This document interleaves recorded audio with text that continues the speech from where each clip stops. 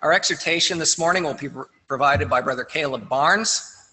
His subject is Reformation or Ruin, and he does not have a reading for us, so we'll turn it over now to Brother Caleb.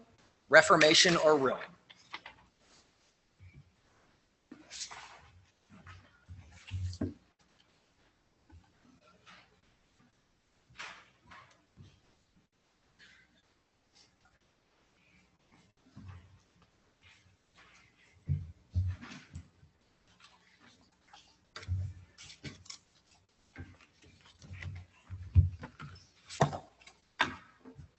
Thanks, Brother Casey. Good morning. So this morning, I would like to briefly draw an analogy from the life of King Josiah. And as I was putting this exhortation together, I couldn't help but feel how applicable this was to my life. And so first and foremost, this exhortation is directed at myself. But hopefully this will encourage all of us to think inwardly, and maybe it will apply to all of us. And then most of you know, you heard me before, none of this is going to be groundbreaking or, a new idea. But again, it's just to instill in us that these are some things we can think about. So again, during this exhortation, we'd like to briefly look at the life of Josiah, his reformation, and his reforms, and ultimately how they were not sustained. And lastly, I would like to try to connect the time of Josiah and this time to our current time period. And so for the purpose of our exhortation, reform is to improve upon something or to change. So again, my hope for this exhortation is for us to take a deeper look into what true religious reform is, or what true correction of our ways is. And I do believe that in all of Scripture, this is where one of the greatest lessons lies in the time of Josiah, is that if there is not change from within, it's not really change at all, it's just a diversion. So getting into a little history of Josiah, he was born around 650 BC, and like most of the kings of Israel back then, he was born into a extremely corrupt household. His father was King Ammon. And again, much like a lot of the kings back then, there was that common phrase, and he did that which was right in his own eyes. However, Josiah's mother, Jedidah, she was eager to not have that other phrase, and he did not follow in the footsteps of his father. And Jedidah's name means, in Hebrew, the feminine form of David. So from that name alone, we can kind of surmise what kind of woman Jedidah was. So Josiah was 8 years old when Ammon died, making him king of Israel. And obviously, due to his age and the customs of the time, he was not able to take over as king fully yet. He had to be taught by his mother. But knowing what type of woman Jedidah was, we know probably what she instilled in Josiah. We know that she taught him how to properly follow God, and ultimately what true zeal for God was. And we know this is a scriptural principle. We know that proper knowledge of God starts at home. It starts with training up a child when he is young, so that when he is old, he will not depart from thee. And I think in many ways, the life of Christ is paralleled in the life of Josiah. Even though Josiah was the chosen king, he spent many years training and many years gathering the knowledge that he needed in order to serve the Lord. And we know that Jesus spent all of his life, except for the last 3.5 years of his ministry, gaining the knowledge and dedication that he needed so that he could properly serve God and bring his fulfillment to pass. Josiah started his reformations, or he started his round of changes during his 12th year as king.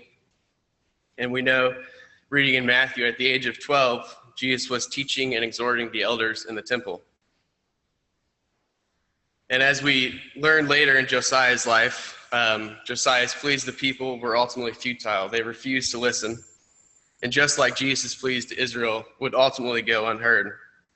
And a perfect example of that is Jesus' apostles. They spent every day with him for 3.5 years, and they still failed to see what his true message was that he was trying to teach them.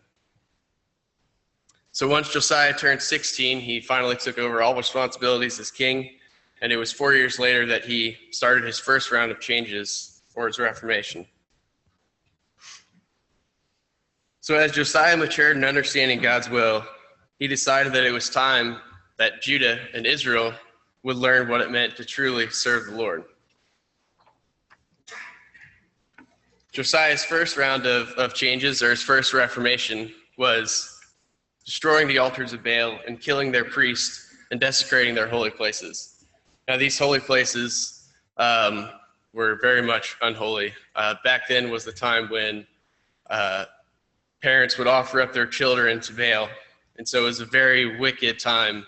It's obviously don't have any kids, but it's hard to imagine any parent who could ever go through with that.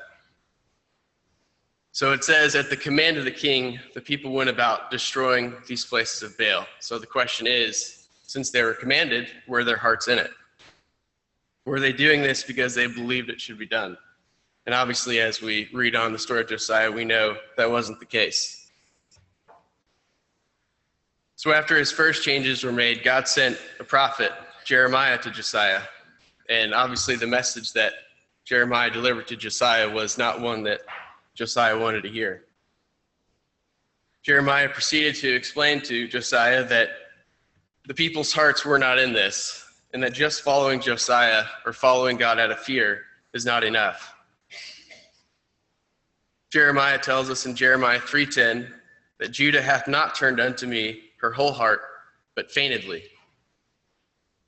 So Judah was observing a religion based on fear, not a religion based out of faith and love. There was another prophet that was with Jeremiah, and his name was Zephaniah. He also prophesied during Josiah's time. And it says in Zephaniah that the streets of Israel were seeing the Chimmerim, which were Baal's wicked priests. So if you can imagine, this was such an open practice that these people were allowed to do these things in open, whether it was offering their children up to idols, whether it was praying for idols or preaching.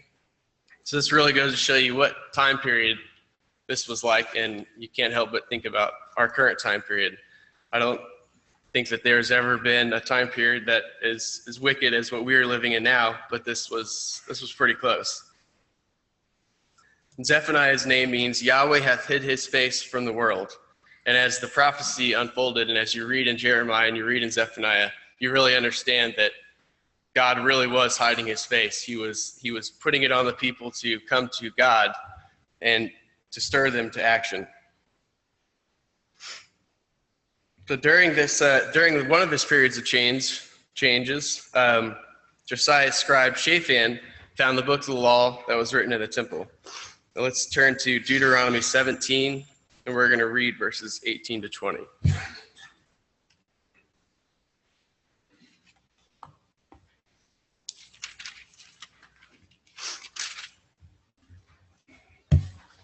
Deuteronomy 17, verses 18 to 20. And it shall be, when he sitteth upon the throne of his kingdom, that he shall write him a copy of this law in a book of that which is before the priests, the Levites.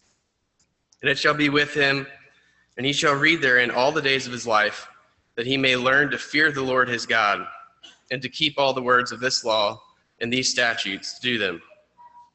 That his heart be not lifted up above his brethren, and that he turn not aside from the commandment to the right hand or to the left, to the end that he may prolong his days in his kingdom, he and his children in the midst of Israel.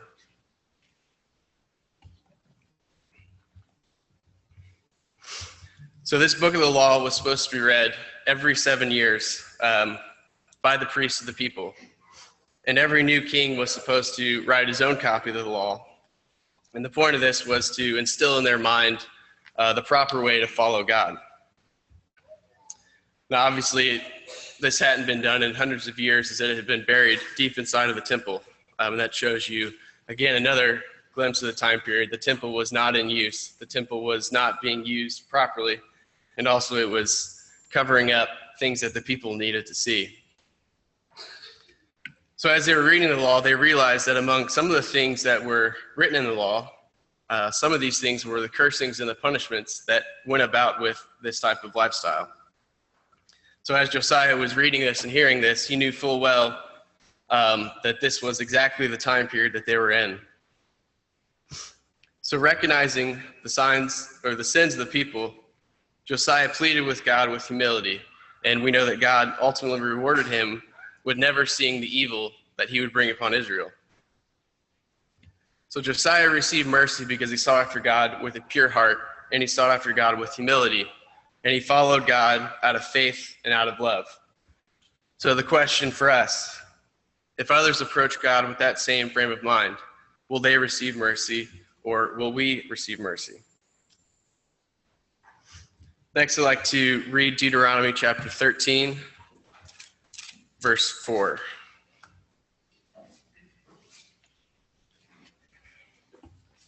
So again, the question for us, if we approach God with that, will we receive mercy?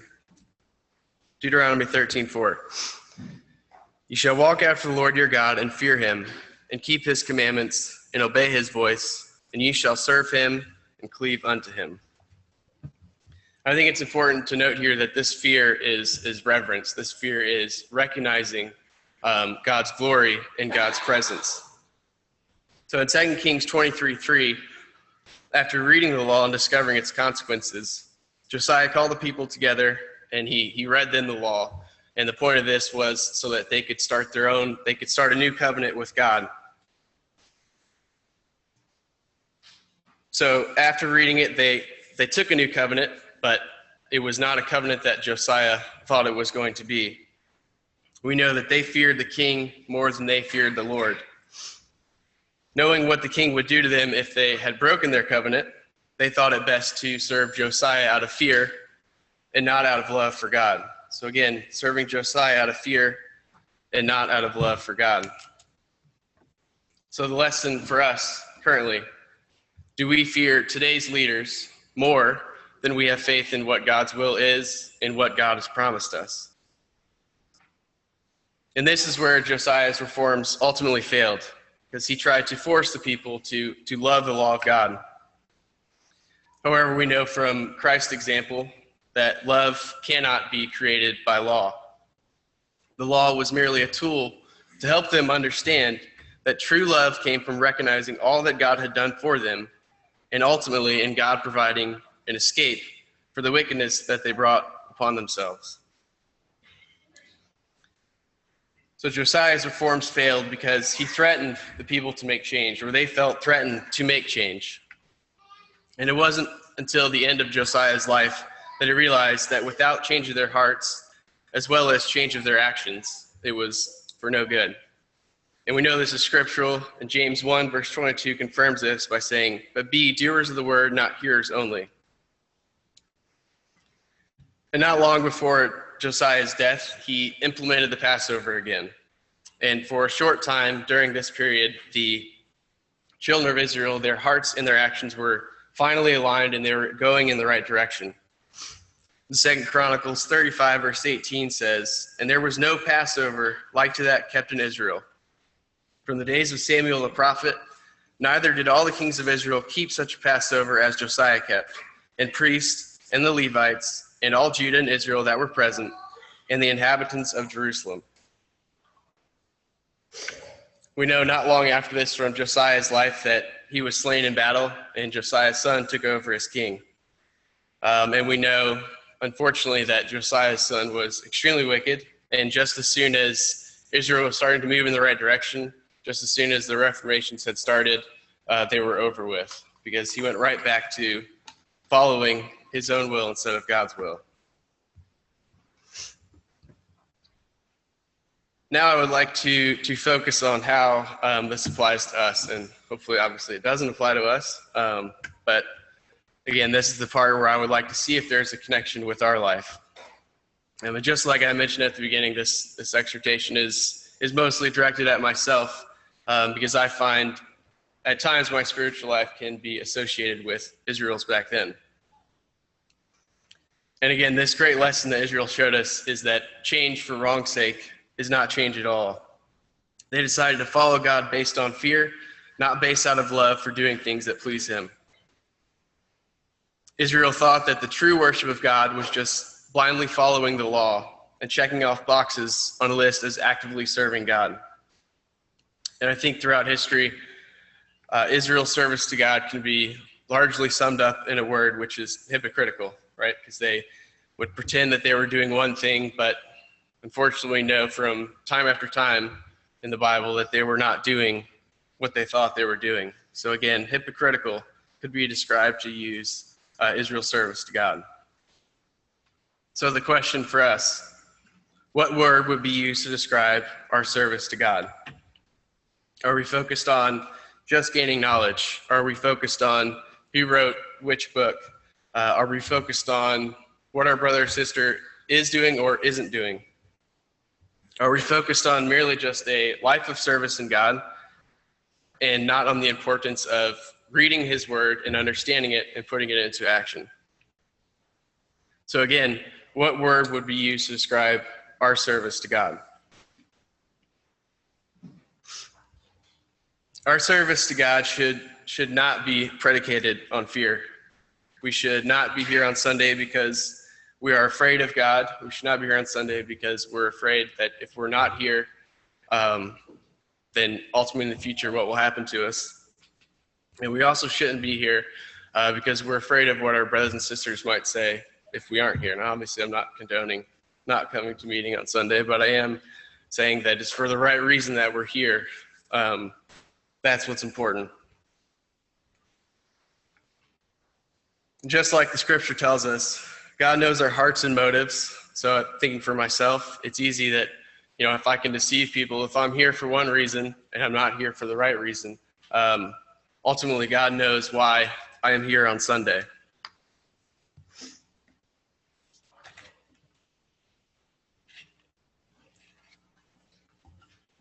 I was thinking a lot about Brother Matt's talk a few weeks back and how relevant to me his exhortation was. I know that I have a really nice wife. I've got a great wife. I got a nice house. Got a good job. But everyone can associate with this feeling. Sometimes your life just feels terrible, right? It feels like whatever you do, nothing's going the right way for you. And it's a hard thing to kind of grasp, especially whenever you can look around and you see people who are very wicked and very sinful and just do miserable things and awful things, but their life seems so appealing, their life seems so easy and seems so great. But thinking about Matt's exhortation, for me, it was simple for me because I know that God is always there. I just make it difficult to see God.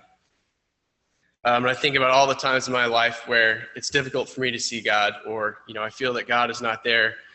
Every time it's when I am as far away from God spiritually as I should be. So I make it hard for myself to see God. Jeremiah tells us in chapter 11 that God would not hear their prayers until they change their ways. So if I'm not willing to change my ways, why should I expect God to hear my prayers? And this, again, was the lesson that Israel failed to see, that without inward change in feeling, without drawing to God, and without action, it's impossible to see God, and it's also impossible to please God. A few quick examples I'd like to look at are those of Jonah and of Laodicea. And we know from the story of Jonah that Jonah was sent to preach to the people of Nineveh. And we know that even though Jonah agreed to this task, he lacked the faith or spiritual confidence to see it through. So due to Jonah's struggle of his faith and works, Jonah was thrown overboard and ultimately was swallowed by a fish. And we know that it was only through God's grace and mercy that Jonah was released from that fish so that he could continue God's request to preach the city of Nineveh. Just like Israel, Jonah agreed to a task without fully committing his full spiritual potential. Again, the question for us, for those of us who are baptized, we agreed to be in covenant with God. Do we serve God with our full spiritual potential?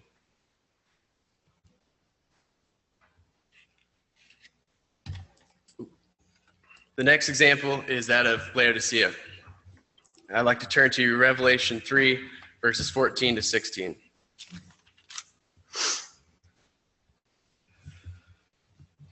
Revelation 3, 14 to 16.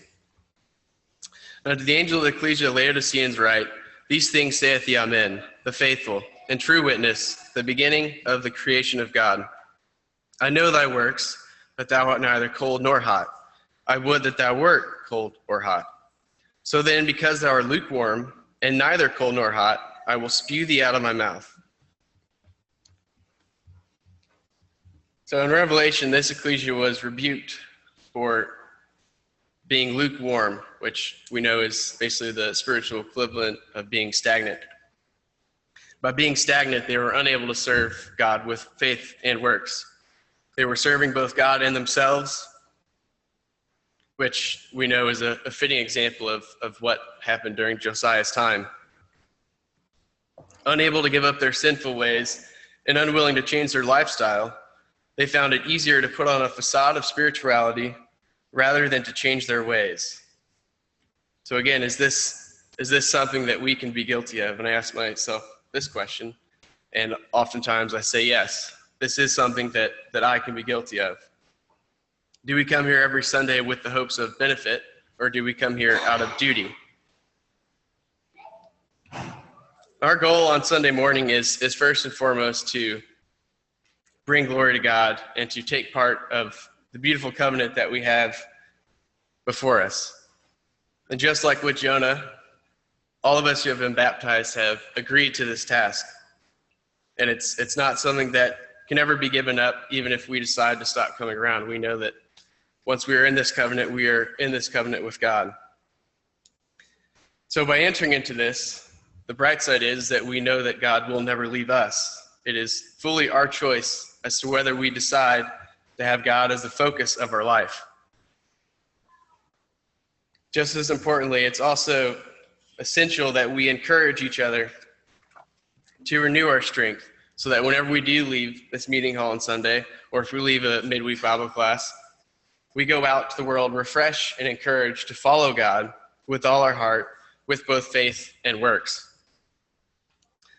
And just like I was mentioning earlier, it's really difficult for me anyways to see if someone is in a rut, if someone is here on Sunday, but they're not really present. So it's difficult to see that, but it is not difficult to see when someone is truly joyful, when someone is wanting to be here and is extremely happy and wanting to serve God with all his heart. Nehemiah tells us to not grieve, for the joy of the Lord is our strength.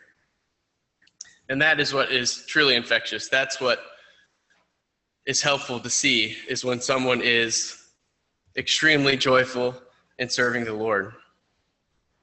Seeing others around us who are truly joyful, who want to be here and fully serve the Lord, just like Josiah trying to gather all Israel to fully serve the Lord in love, it is our responsibility and it's our privilege to lead each other by example, so that hopefully whenever Christ returns, he will find faith on the earth. So finally, I'd like to end with a couple of questions for us to think about as we leave here today. Will we be like Israel in Josiah's time? Do we serve a purpose, or do we purposely serve? Are we excited to be here? Do we leave here with a purpose? Are we motivated to make godly change in our life due to love and not fear? And finally, what word would describe our service to God? Thank you.